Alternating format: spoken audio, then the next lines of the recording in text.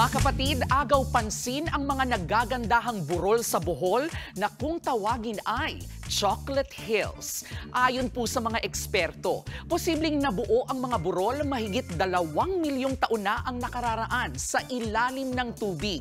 Kung titignan daw kasi, ang mga burol gawa ang mga ito sa mga marine limestone.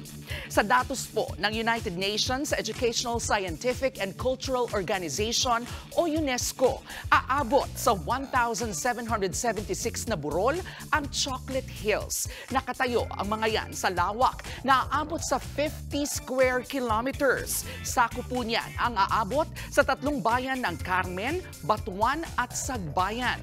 Madalas, kulay berde ang mga burol, lalo na kapag tag-ulan dahil sa mga damong nakabalot dito. Pero kapag tag-init, ang mga burol nagmimistulang mga maliliit na bundok ng tsokolate.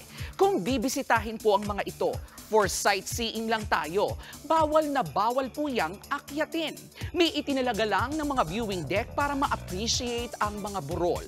Dahil po kabilang sa mga UNESCO National Geological Monument, ginagawang pag-iingat kung matindi ang ginagawang pag-iingat sa Chocolate Hills. Sa totoo lang din kasi, maituturing ng hiwaga ng kalikasan ang ganda nito. Kaya dapat lang naman natin itong protektahan.